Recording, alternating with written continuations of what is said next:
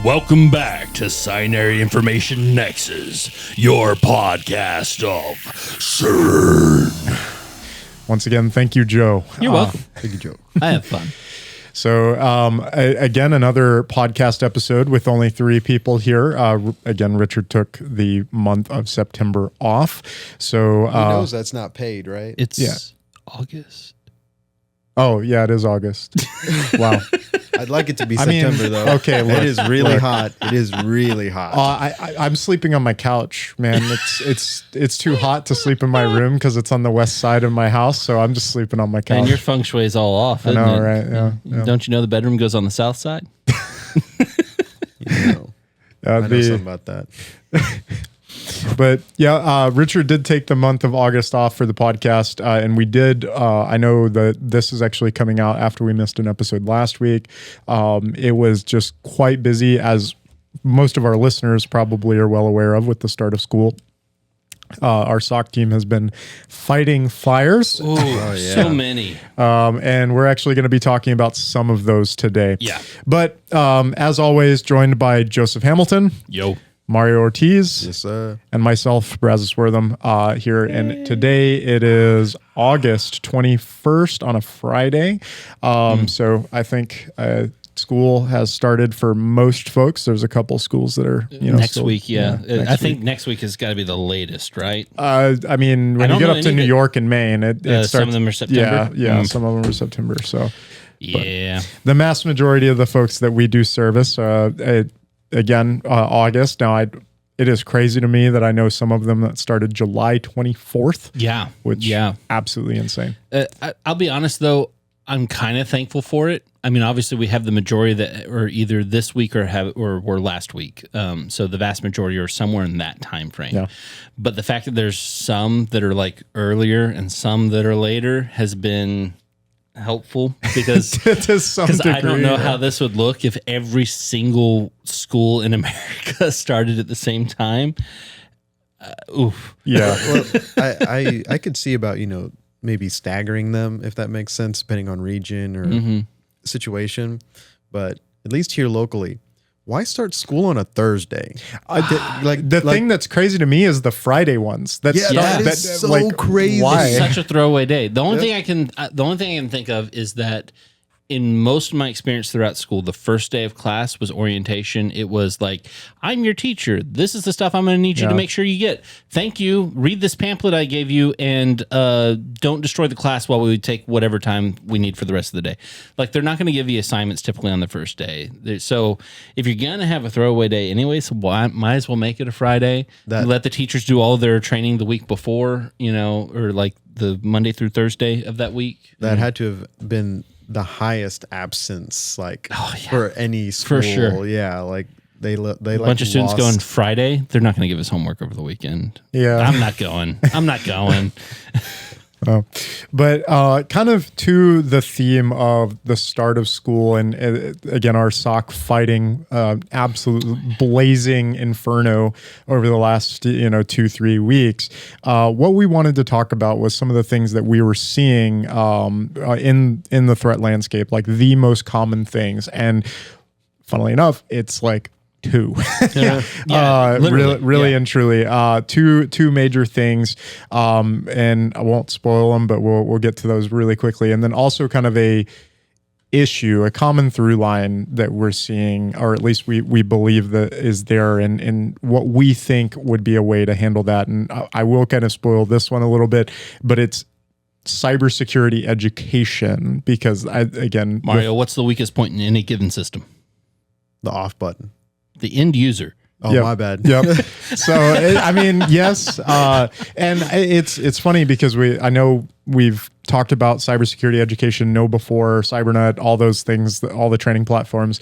But I think overall, when we get into this, because I'm under the impression that control is failing, from what we're seeing. But without further ado and yakking, we'll go ahead and get into it. So, Joe, Mario, what has been the 2 things that our SOC has been seeing the last 3 weeks? There's one in particular that has been probably the more prolific of the 2. They're both hitting a lot, but one is like if we see this attack on one client, our team has actually gotten really good. I told them today that they've had too much practice because it's gotten too much by rote exactly what they need to do. But our training is great. Oh yeah, I mean, and how quickly we get to it. I mean, there was one we detected earlier that within 5 minutes we had found other clients, found that the attack had found out that the attack had started about like 30 minutes ago.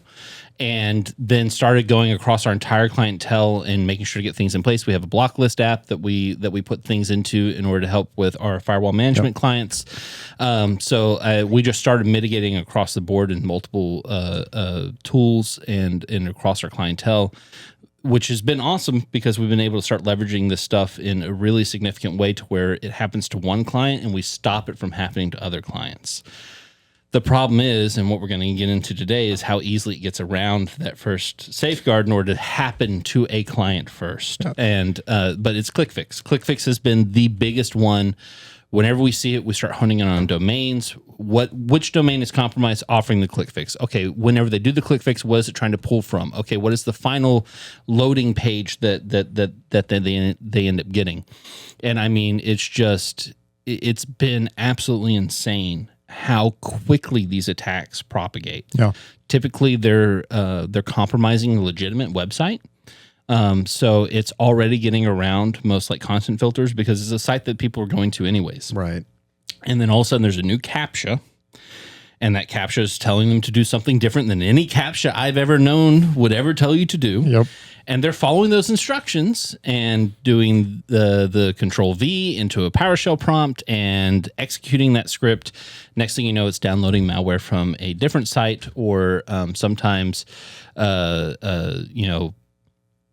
I think mostly it's just downloading the malware. I think I'm keeping on getting the BEC as well. I've seen a few different there's a number of different variants of ClickFix, but oftentimes the final piece of that is either just an info sealer or a remote access Trojan. So it's one of the two there. A big one is called, it's a variation on it's called Consent Fix, and this has been getting around. So obviously the regular ClickFix gets around things like, email security a little bit, or not. I think web filtering. Yeah, web filtering. Sorry, I keep on getting these two mixed up in my head. They're happening so often together. Web filtering. They're getting past some EDR responses as well. They tend to leverage living off the land. So a lot of local tools. They oftentimes will load up applications or extensions on the browser. And the extensions on the browser is the big one for the consent fix. Basically what they do is they get you to accept an OAuth prompt that registers a new device as a registered device in like your passkey infrastructure. Now they don't need your credentials. Whenever it resets or whatever have you, they're just using the app in order to authorize new activities for the account, and they're using the passkey to do so. Yeah, I know it's been a problem, and I asked you the other day, rough number, how many of these attacks that each team has worked, and I think you gave me a number, like really rough number of like 20. 20 per team. Yeah, 20 per team, because we were going through, and as I know you kind of needed a little bit quickly for what it was worth, so I just went out and said, hey guys, how many of this? And there was a big old groan, and then as I went through the teams, they're like, I'd say about 15, 20, about 20-ish, 22. So I'm like, all right, so 60. Yeah. Well, and the whole thing is like, we know that education's being hammered by that. No doubt if education's having this issue, that is a broader problem. And I know we even have some individuals that have reported to us like, hey, have you guys seen this ClickFix domain? And it's like, no, but that's probably because there's about 1 billion of them. Yeah. That's the other thing is that these campaigns were, one of the prime problems was about 2 or 3 different WordPress CVEs that have come out over the last month or so. They've resulted in a number of WordPress sites being compromised. And they're not affecting the site in any way other than getting the ClickFix enabled. So for the client or the host or the hosting provider, or even the person who has the website, to them, whenever they're going in like their management console and everything else, they're not really seeing any major change. And we found one that was really insidious, because what they did was they had compromised the Cloudflare token. The Cloudflare key for the CAPTCHA. Yeah. And so what they were doing was, whenever it went to Cloudflare, there was a specific Cloudflare key that would deliver the CAPTCHA that they wanted to deliver.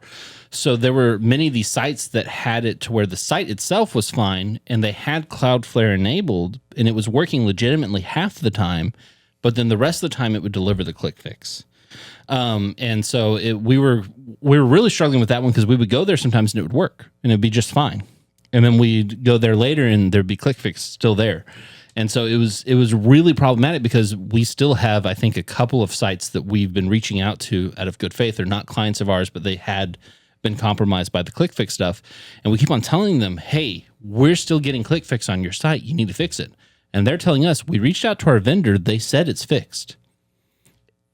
I think that there's just a disconnect, that the vendor's probably checking the site itself, and all the configurations there are fine. There's nothing there that's like delivering the ClickFix. And it could be an upstream issue too, depending on like if the website is loading different elements, like the CAPTCHA piece, and it's not necessarily the website or any of the things under the control of the actual like webmaster or vendor, but instead like a third-party service that's inserting that CAPTCHA, and that's compromised. That could cause issues as well, and could be extremely hard to locate. Like I said, it's just been insidious because of that. And I think the 20 number is a little bit deceptive, because like I said, every single last one of those, whenever we get it on one team and they start working that, every other team now has to go look for that same telemetry and see if it's affected any of their clients. So each one of those wasn't just a singular team experiencing 20 different incidents. It was them experiencing an incident and then them telling all the other teams, and them all having to work the incident together, only for this team to now get a new incident. Okay, well now you guys, how about, do you see this one? So it's just been all over the place. Yeah. And I do want to add a small piece to this, because I thought it was interesting if it is in fact operating this way, mainly because we did it on the last pen test that we did. Yeah. One of the interesting ways, and I mean, it's pretty smart, and this is vouching for all the, tech directors and all the end users who think they're crazy. We've seen where there is somebody got compromised, and I mean, it's a legit site. It is a legit site, government, whatever it is. It's a super legit site. And what it'll do is it will prompt you for a ClickFix attack. But if you refresh the page or you go back on that same device, it never shows up again. Yep.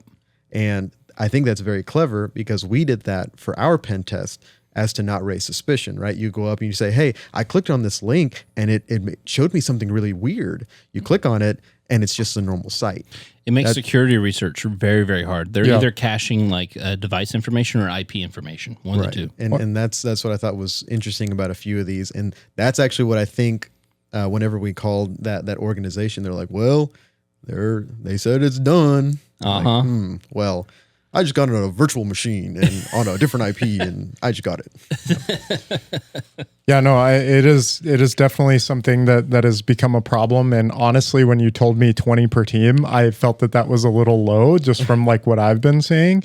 And to the kind of what you were saying on the idea of like, once it was discovered by one team and one organization, having to go and check across our entire client base to see, okay, does that exist other locations? Well, in other locations, a lot of times, because they're actual legitimate websites that are being compromised, most of those school districts or higher ed institutions or healthcare institutions, they're using the same stuff. Right. So I know we did work one, now this has been a while ago, this is a recent one, but it was one of the state like superintendent things and that website got compromised. So all of a sudden every school in that state, like we just saw it, like an administrator would go to the site and then ClickFix. So. We've had that happen to, I think, 3 different states at this point. Yeah.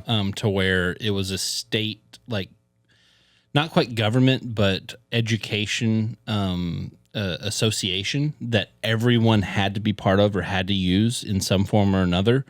And yeah, we started seeing clients just get hit, like and it was like a cascade effect. You'd have one client call about it and you start doing the investigation and go, oh, that's a statewide thing.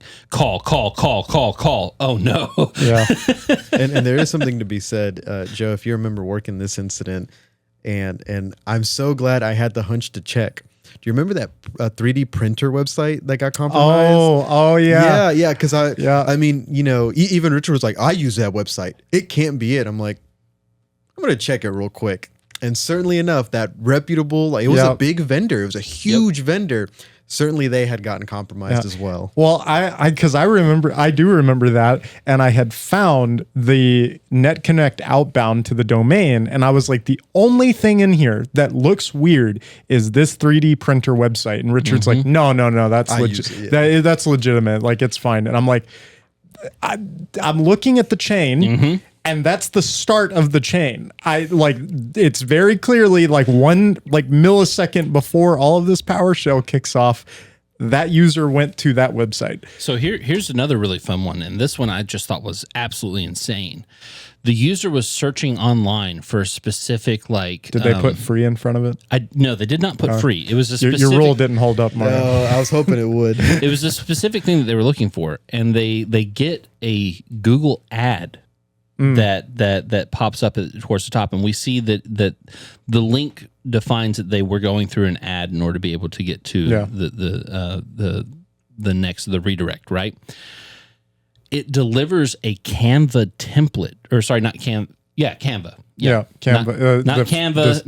Not Canvas. Canva. So it delivers a Canva template, and that Canva template was a template of a ClickFix. And so there was no actual CAPTCHA or anything else like that. It was just literally a web design page that said the ClickFix in it and had the JavaScript on the background. And then so they had done it. And we're trying to investigate this, and we're like, where did this come from? Because all we're seeing are links to Canva and like Google searches. It took us forever to finally get to that Canva template and go, that says ClickFix. It's a ClickFix attack right there. And so who knows how many other sites had accidentally got tied into that Canva template. Though I think in this particular case, what they had done was SEO poisoning. Yep. They had just bought an ad for a specific like search query that was very, very specific. So the ad buy would go way down. But they got it to the very top of the page and delivered it to a number of people. Well, we've seen... I know last episode when we were talking about a lot of the kind of consumer grade cybersecurity, one of the things that was reported on was the ClickFix stuff within Steam forums. And we've seen it within YouTube links as well, or YouTube comments, like people post a question and then the response is a threat actor or an AI bot or whatever responding with the ClickFix thing. Like, oh, this fixed my issue. Go, press Windows Control or Windows R, Control V, Control C. Yeah, instead of it being a CAPTCHA, they put the commands. Yeah, they just put the commands in there. It's like, just do this. Yep. And then the one it was really funny because if you are not aware of what you're doing, you would have like, okay, I don't know what that PowerShell command is. I'll just run it. And when I was looking at the screenshot of the Steam one, and it was like IEX and then like an executable, and I was like, yeah, anytime you see IEX, you don't want to run that. Or it'll have a long base 64 string. You go, I don't know. Yeah, there's a lot of stuff there. Yeah. I just want free games. I want to cheat in Valorant. Right. But yeah, I know that's the ClickFix piece, and that's been a big thing. Now, what is the other one that is also super prolific? So let's see if I have the correct answer. And this one is less spectacular. I mean, you're in the SOC, so you're the one telling me if it was the correct answer. You're right. So this is a correct answer. There we go. Yeah. Just general phishing in emails. We've seen a huge, ginormous uptick with Obviously, we have an email filtering platform, but there are so many that just have been, I don't know, maybe multiplied by 20 or 30% now, like that school has started. But people are just clicking on these things. Like people are getting stuff and they're calling people and they're just doing a bunch of stuff. Like the Prince of, Dubai is calling you, let me connect to your computer. Well, so the main one that we've seen in relation to that has been Forms. Yeah, Google Forms. Google Forms, but also Microsoft Forms occasionally. Not as often, but Google Forms is a big one. Or Google Docs as well. Same thing for like SharePoint, the Word docs that are shared across that. And what they're doing with that is not so much that document itself is malicious or that form is malicious, but within that form or document is another link or another thing they have to go to that then redirects them to the page that is a sign-in sheet for their Google account or their Microsoft account. And that's the adversary in the middle piece where they just sit there and they capture the session, they capture the credentials, and then they gain access to the cloud environment. And we're seeing account compromise happen over and over and over. And the most insidious part about this is, from what we can tell, or what I surmise rather from what the telemetry looks like, is these are most likely initial access brokers or just credential gathering campaigns. Yeah. They're not about using any set credential for further compromise. The only thing the credentials are used for is to gather more credentials. So the second they get access to an account, all they do is set up the exact same email campaign using that account to their entire directory of known addresses, which means it goes outside the organization, but it also goes internal to the organization. And that's always been the thing that I thought was interesting to me about, and because this has been around for a while, the BEC, Google Form, Docs. Now, it does seem like there is a uptick, and I think that's because the attackers have found out that it's an exceedingly difficult thing to detect. And especially if they're using, so before they would do it using like a fake invoice with a PDF, or they would have like some written body of the email that said, I'm your superintendent, I need you to do this, and you got to hurry because we're trying to get it in this deadline or whatever have you. All the normal social engineering stuff, right? But now they've figured out, well, I don't need to put a huge body of the email. I just need to say, hey, this document was shared with you. Come look at this document. And it's Google Docs. Yeah. Okay, well, I receive Google Docs 100 times a day. Let me go take a look at what that one does. Oh, it says it's an invoice. Got to click on this in order to see it. Okay, well, what invoice is this about? Next thing you know, they're typing in their credentials because they think they're accessing Google. Well, the thing that, again, exceedingly difficult to detect due to the leveraging of legitimate stuff, Google Forms, or in a lot of cases they'll use things like Backblaze or whatever to host their stuff. But the thing that always got me is like, what is the end goal for all of that? And that's why, like, your idea of, okay, it's a initial access broker, just a credential harvesting campaign on a massive scale, but it's all login. They don't touch anything. They don't go for Google Drive documents. They don't go with tampering. They set up like a forward rule, maybe. And in a lot of cases, I don't even really see them do anything. No, they literally just spam. Yeah, just spam everybody, and then it's an annoyance. Oh, now, and on the spam side, real quick, one thing we've started noticing, because we used to tell them, like clients, okay, just put in a limit on how many outbound emails your users can send. They've now batched it to where they can just do like 20 emails at a time, keeping it under the limit of most limits for users. And they start sending it out in batches. And so they're getting around that particular control as well. Well, and there's that. Now, I do think that there is another one that we see that's quite often within the school districts. And that one feels like it's more kind of like your old school, like they're actually trying to receive something and it's bank account information, and it's specifically the job scam job opportunity. Yeah. And again, leveraging a Google form, but then they're asking you to put all this information into a Google form. Gen Alpha, I hate to tell you, no one's trying to give you a job. Okay. I'm glad that's where we went, but I'm not going to disagree with you. And That's sad if that's actually the education we've got to do.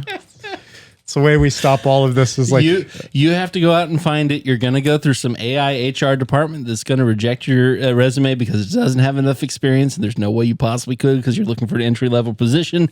There's no one that's just giving you a job for $300 today. Yeah. Like that's not happening. Maybe that's how we pivot instead of doing like actual like instructional like these are the signs like. Little bro, like that's not for you, bro. That you're not him.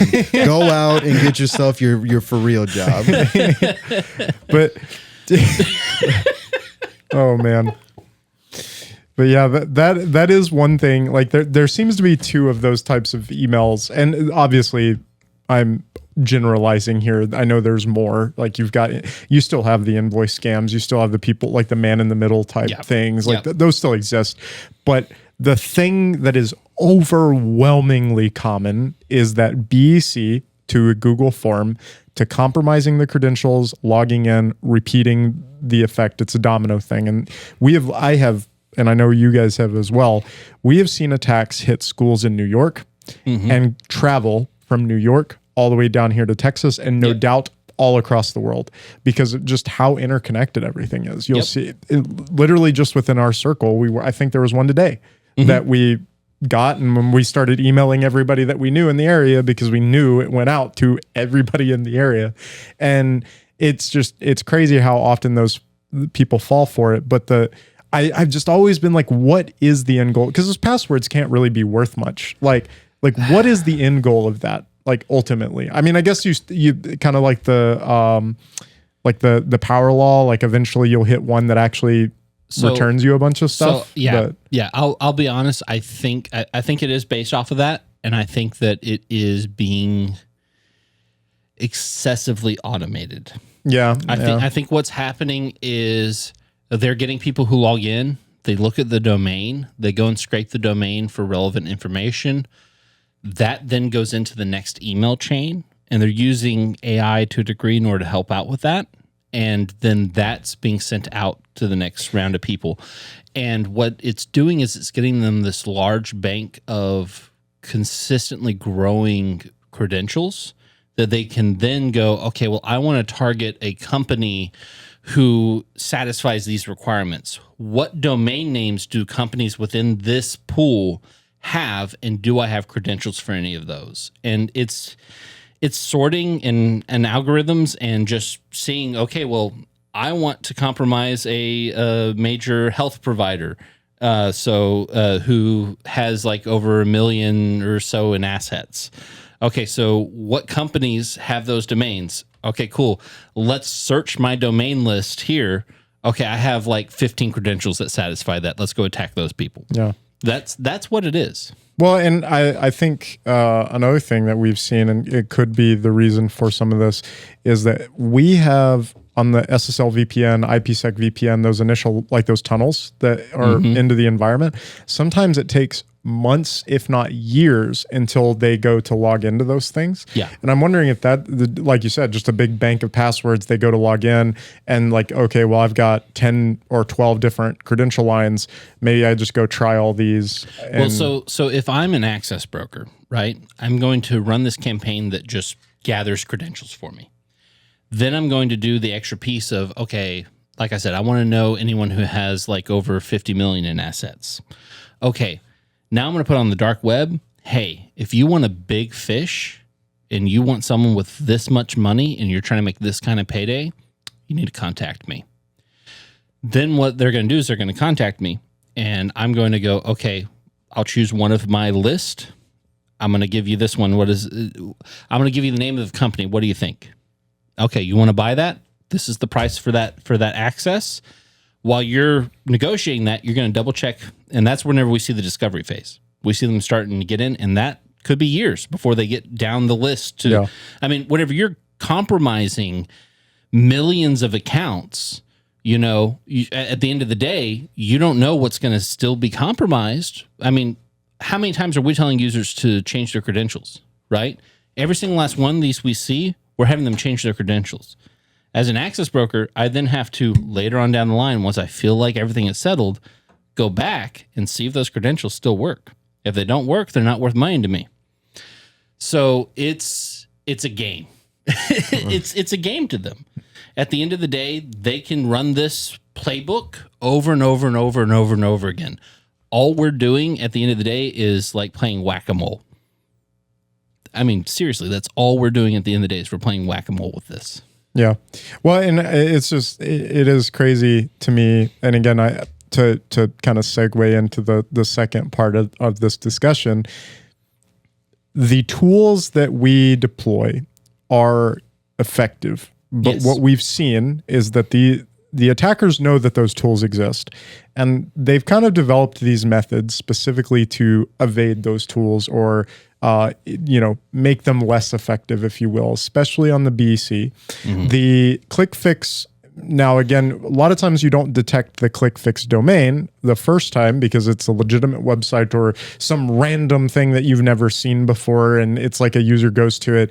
It's not until the command gets ran that often EDR picks it up, or if they make a connection outbound from once they establish some sort of presence on the endpoint that ran the ClickFix command.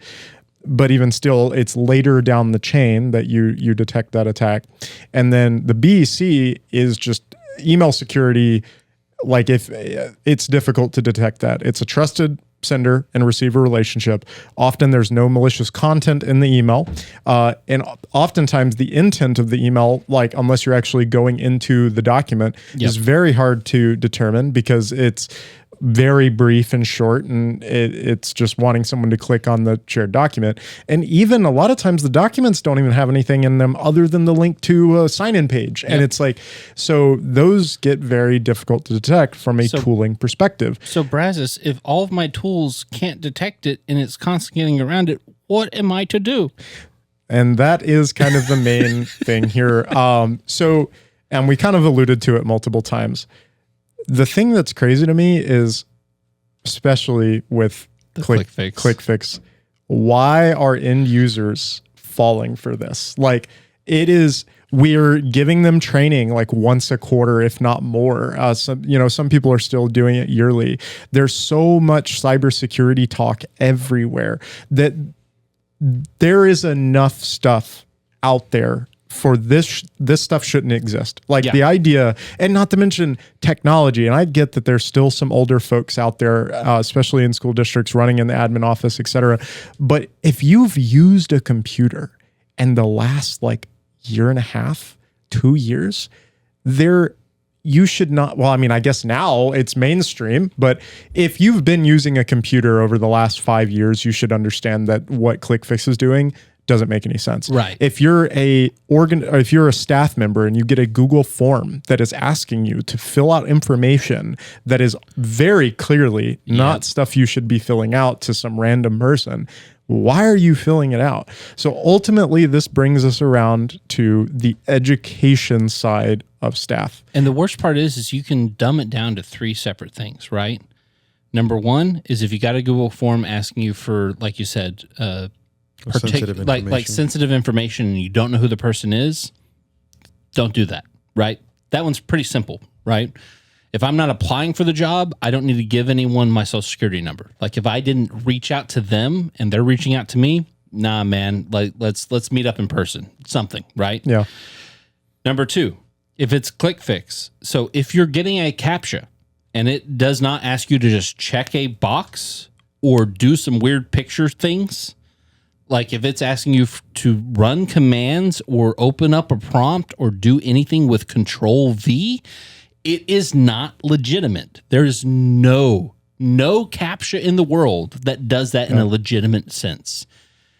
And then number 3 is if you go to a login page and you look up at the URL and it is not Google or Microsoft, it is not a login page. That is the thing that is so crazy to me, because that used to be like the number one rule in cybersecurity, especially when it came to email, is you look at the link and then you look at what's in the URL bar, and then you don't enter your password if it doesn't say Google or Microsoft. Yep. And then And honestly, I felt like the other stuff was more confusing because they at least tried to pretend they were Google. It would be like Google with 4 zeros or something like that. Not these like now random. it goes to some random site and you have a Google login page and it just looks like the Google login page. They do a very good job. It looks exactly like the Google login page. So you guys you're missing the point here. See, what's going to stop somebody from getting what they want?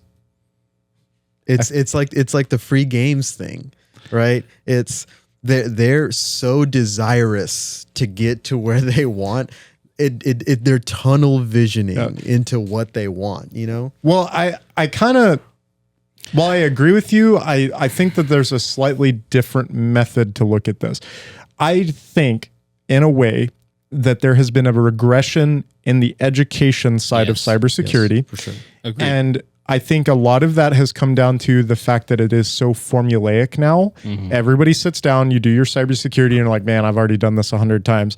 And it's not really evolving with the modern day attacks. You're still doing the same. Well, is it smart to have multi-factor authentication on your thing? Click. I have a quick question for you. Yeah. Which one should I drink next? You haven't had that one, have you? Yeah. Can you hand me that? You can pass. Yeah, I'll give you this one too. Yeah, that one's really good. Two is enough for me per podcast.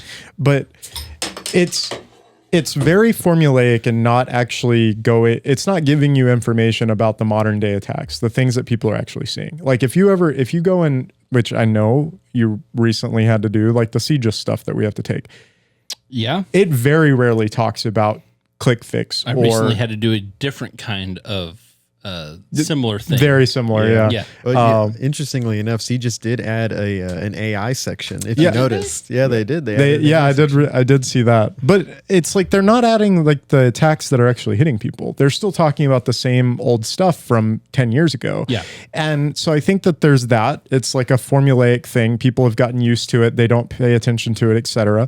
And then the other thing that I believe, and I think this is, I know you've said this in the past, Joe, or at least I think it was you, is I feel to a degree that people with all of these tools and everything that they have, both from the IT perspective, but also the end user's perspective, is they believe they're safe. Yes. They have all of these tools.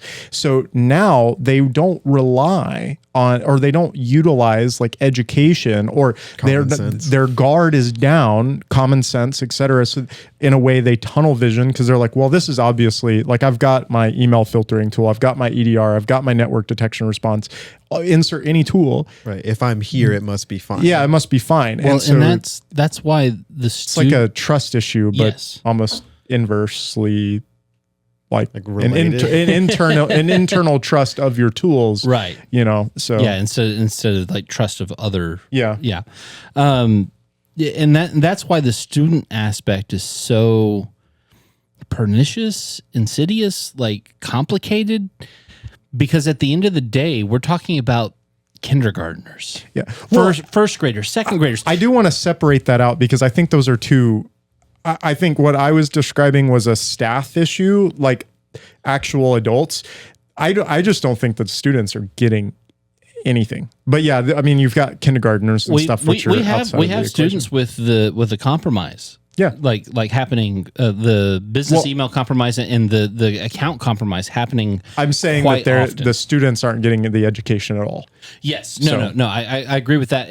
But at the end of the day, even if you give them the education, how are they going to fully, like a 6-year-old who you've told like this is how the internet works, and I mean first of all, why are you giving a 6-year-old an email account? Right, any sort of access. But many schools have kindergartners and first graders have an account so they can log into devices.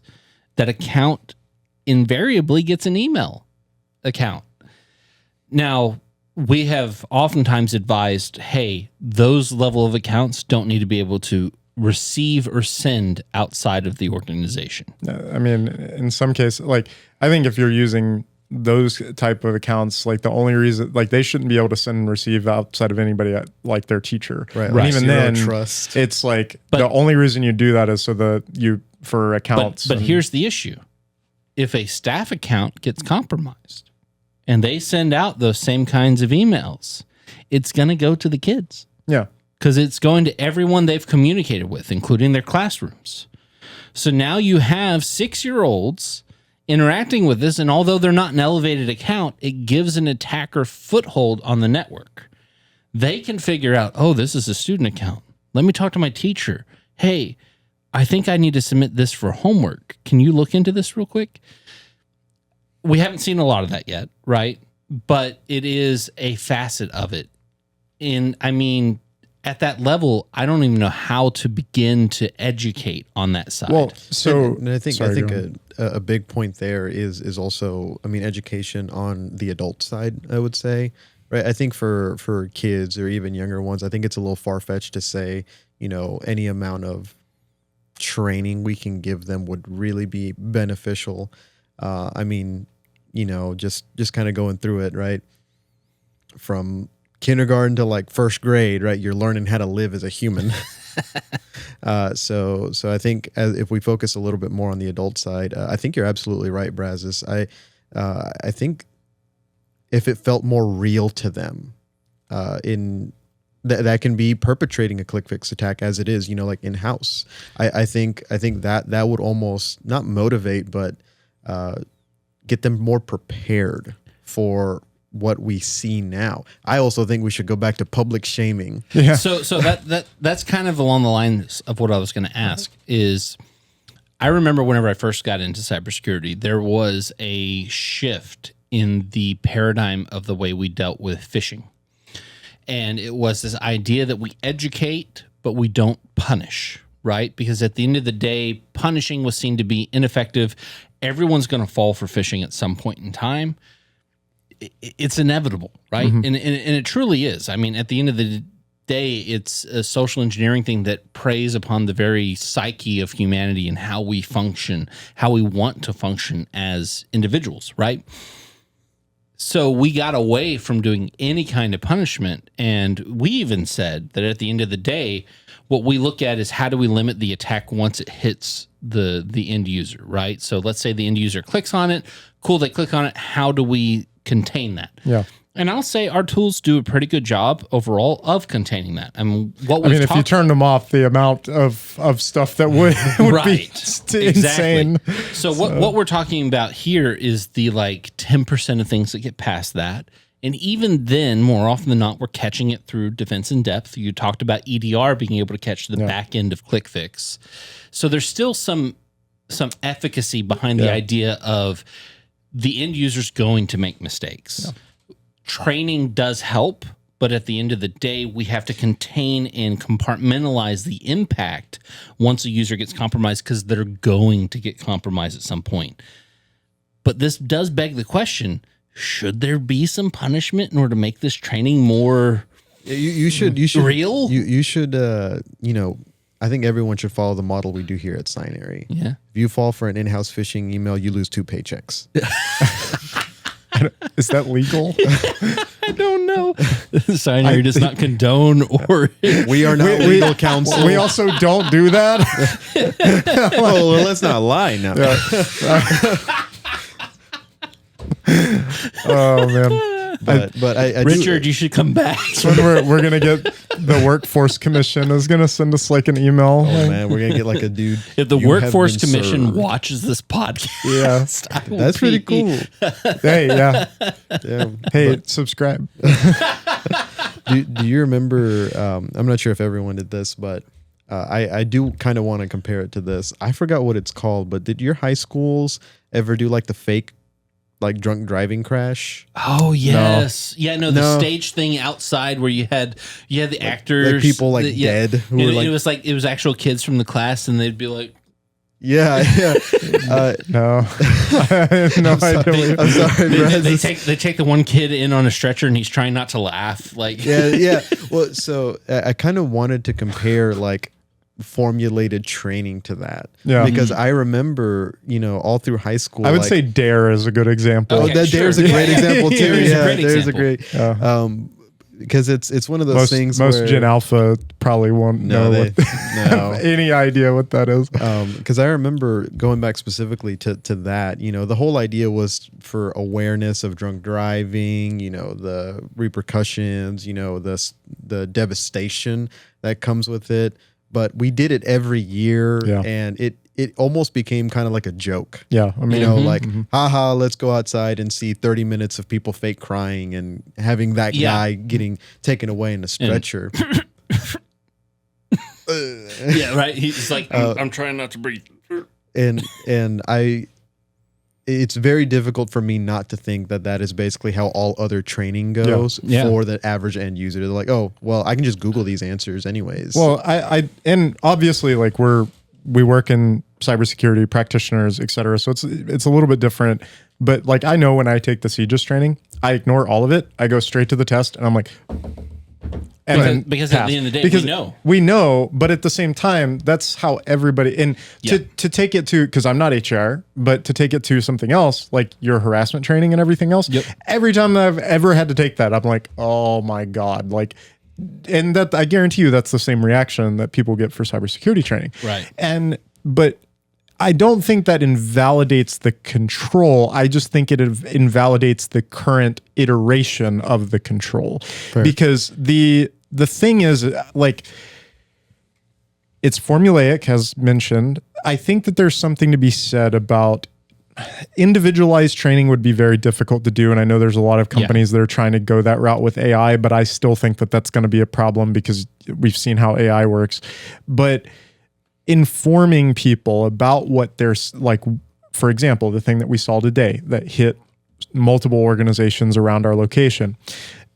As a cybersecurity practitioner or an IT director or, a technician, whatever that may be, being able to say, take that example and go to your staff or your administration and be like, hey, look, this is what the modern day threat looks like. This is what happens when you click on this.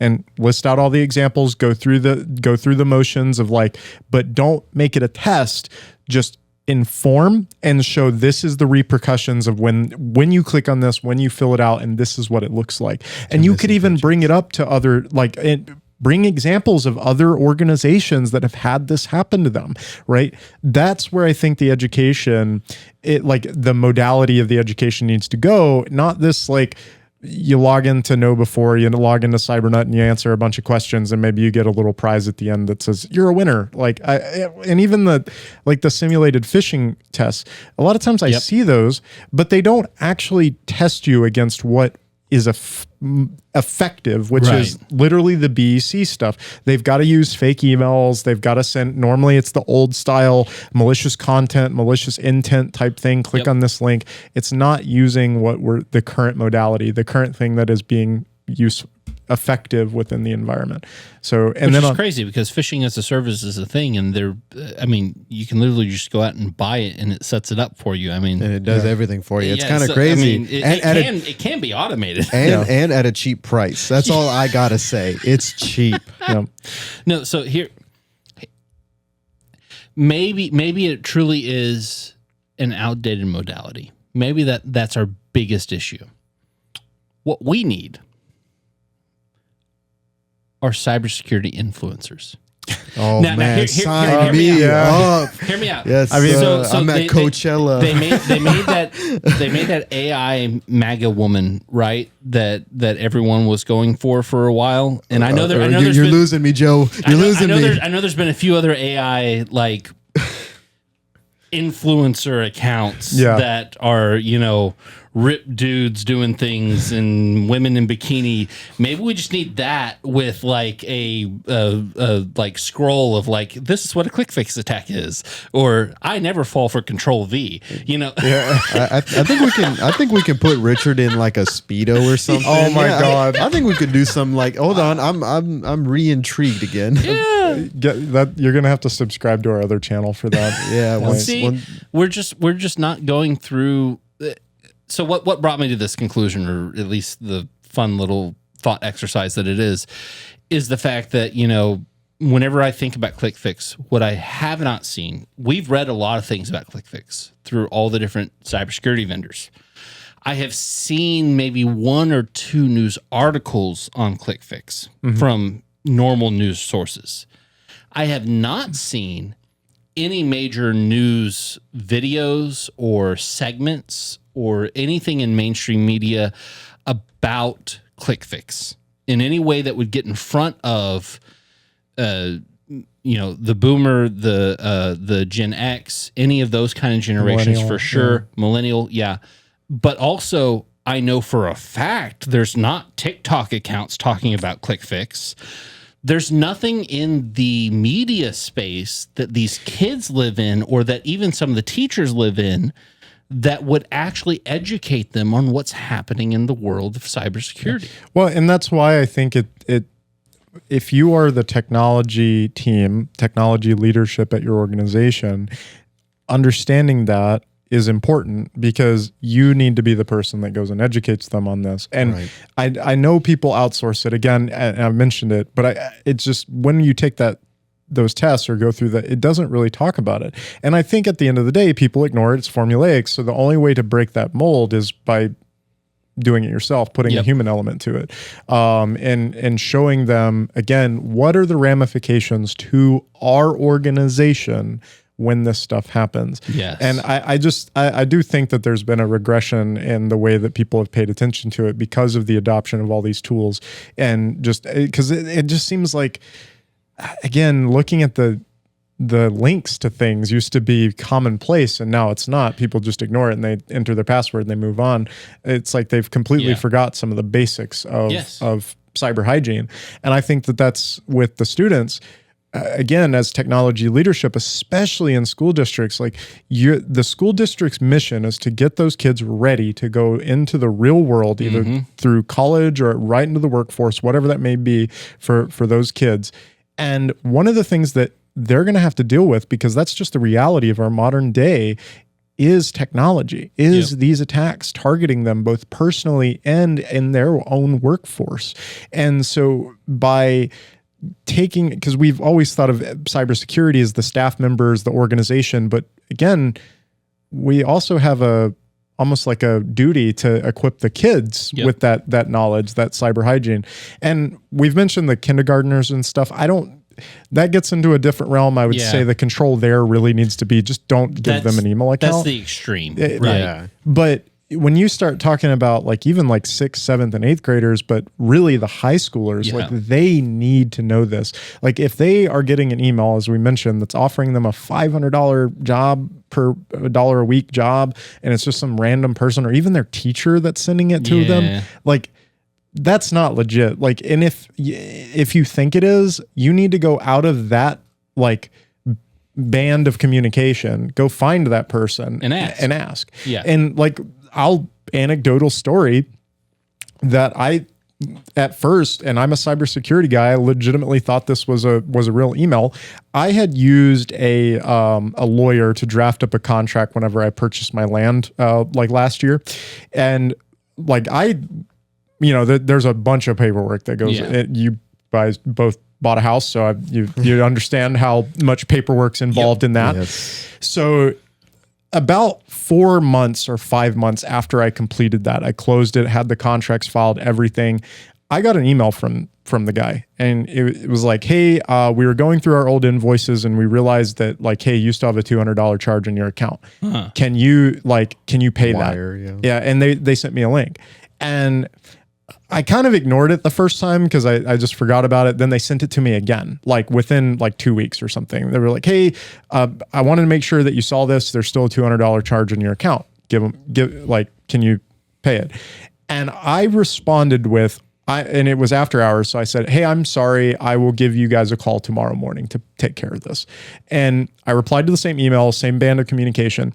And because I think the attacker realized that they had lost, because as soon as I called them, they would have realized that, or I would have realized that there was no charge on the account. So what they tried to do, and as a practitioner, I was like, okay, like that's a scam. They replied with saying, we also accept Venmo, and sent me like a Venmo link. I was like, this is no, like, that's not real. And then so I called the person the next day and said, hey, you should probably look at your email because I think you got popped. You got popped, and turns out that was the case. Yep. But you've never paid lawyer fees and Walmart gift cards. No, I hadn't. But it's like that type of stuff, like that was a personal life matter. Yeah. That if it wasn't for the fact that I had some understanding, it's very possible that I would have went through that. Oh yeah. So we do have that duty to protect people and I think cyber hygiene and cyber literacy, that needs to be, it could be a combined course, but it needs to be a course. I mean, at some point in time. Yeah. Or just, I mean, how much is technology integrated, right? Not to be old man yelling at cloud, but like you have like 2-year-olds who have tablets now. Yeah. Right. Yeah. So they need to understand why it works the way it does, right? How to use it effectively, and how to protect yourself while you're using it.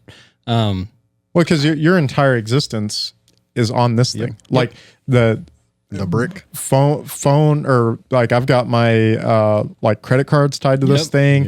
I even have like some of my identity stuff on it. Like if someone sent a text message from my phone to like a trusted individual and myself, like they would probably, that's my identity. Like they would know it as me.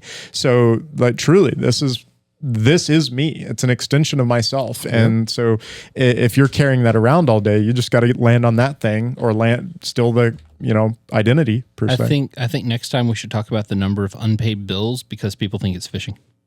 Yeah. The inverse. The inverse of that. Think of how many times you've seen something come from someone, and you're like, probably not. And the next thing you know, you're getting a late notice. You're like, okay, it was real. That's a human nature thing. No one's stopping you from calling the for real place, But but I see it and I go, I don't want to. No, I'm just going to consider this phishing. And when they call me, I'm like, it was obviously a phishing email. Yeah, you guys got popped. This isn't real. Stop calling me. Well, the real question is like, how long until we go back to like cash, like just all cash? Bring back the penny. Bring back the penny. I've already told multiple groups of people that if you're doing like money transactions, you need to be doing it face to face. Like forget your mobile banking app. That's not real anymore. Like go talk to a teller. Go if you're trying to do like a deal in a contract, you make sure you're sitting across the table with someone and signing a physical paper. Like at the end of the day, just all your regular business dealings and the real things that affect your life need to be in person. Because at this point, you cannot trust the rest. Now, just to throw this out there, because I know we're running out of time, but I think we should go back to consequential training. Oh yeah, you mentioned and look, I get it. As technology peoples, we probably won't get paid more for it. Probably not. But if you can, get your bag. But I like, if at least here, obviously we're practitioners, like you said, so the severity is significantly higher. But that's kind of what we do. If you mess up, you're going to sit in here and I'm going to tell you why, we're going to go over this and tell you why you're wrong. And it better not happen again. If it happens again, oh no, you can't email anymore. You can't call anymore. You can't have a laptop anymore. I think we should go to consequential things, because I promise you, if that staff member has to use pen and paper instead of a laptop, they're going to learn really quick. Yeah. I think the main issue with that is like the learning. You do kind of, you're cutting yourself down by your own knees in a way, like, because you're limiting your staff member, right? Like somebody that could be critical to the organization or even their function. And if you start to remove those things, where we just talked about how critical technology is, like they may not even be able to do their job with just pen and paper, right? If you look at your workers, maybe they don't deserve it. If you look at your workers as a available asset, then you've increased your confidentiality, but you've reduced your availability. Yeah. I need more confidence. Their integrity is questionable. I don't like these 3-letter things. But yeah, I definitely think that there is a balance between like one of the things that I remember I had like a little presentation about was you don't want to be the person that does that initially, but there does come a point that even if you do all the things that we've mentioned, like we've given personalized training, we've talked about these issues, and you do have someone that is just habitually clicking, like they don't do anything to try, they just click on everything they get, they do all the stupid stuff. At that point, it does need to be a conversation, and it needs to be one with consequences. You can't just let it, it's like a policy. If a policy goes just and it's there and it's never enforced and there's never ramifications for breaking the policy, it is not, it's useless. It's a piece of paper. So I do think that there comes a point that having consequences behind like bad actions should be there, but it shouldn't be the first thing, because you're just going to make people dislike you and you're going to hide things. It's like the whole paving the road type of deal. So, and I've heard directly from a lot of folks that because they've taken that more lenient side, you get a lot of people that just report a bunch of stuff because they're like, okay, I need to make sure that my IT team knows. Again, not perfect. And I do think that the amount of people that say, man, I just have a habitual clicker, they never learn. Yep. Those are the people that you should probably start implementing consequences for, because they're ignoring you. And I will say there's not an insignificant number of these incidents that we've worked that were elevated from a user. Yeah. That the user had something happen or even clicked on a link and then realized later that didn't seem right. Right. You know, that is appropriate. I mean, hindsight's 2020. Yeah, you probably shouldn't have clicked on the link to begin with, but at least you escalated as soon as you finally got that feeling of, wait, this didn't pan out how I thought it should. All right, cool. Now we can deal with it. Right. I agree with you. If they feel like, oh no, if I report this or if I get found out, I'm gonna lose my job. I can't afford that. You know, all of a sudden you're dealing with someone who's going to hide something from you whenever really time is of the essence. The quicker we can get on that attack and actually start getting that mitigation in place, the quicker it gets resolved for that client. And then in our facet of things, it also resolves it for multiple clients beyond that. We start stopping the attack chain as a whole. So I agree with you. I think that the leniency, although frustrating at times, and you feel like you're not really getting anywhere with it, it's a necessary part of it in order to get them to buy in to the solution. Yeah, you guys need to rule with an iron fist. And I think that goes into like being lenient, being like the person that you report stuff to. If you're doing all of those trainings, like people should be very comfortable with you when by the time something like that happens. So they do report it and they don't hide it. But anyway, that is all for today. I hope everybody enjoyed the conversation that we had. Obviously, if you do want to hear about specific topics to cover within the cybersecurity realm, both public sector, private sector, whatever that may be, please leave a comment or shoot us an email and let us know.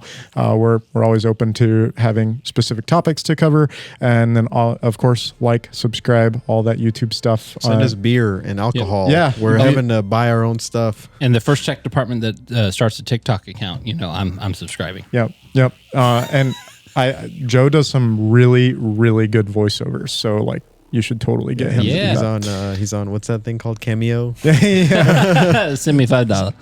Scinary something you can just buy. Well, you're the voice of our company. Whenever people call. I guess I am. Oh yeah, that's right. Yeah, those have been there for years. I think I have to re-record those.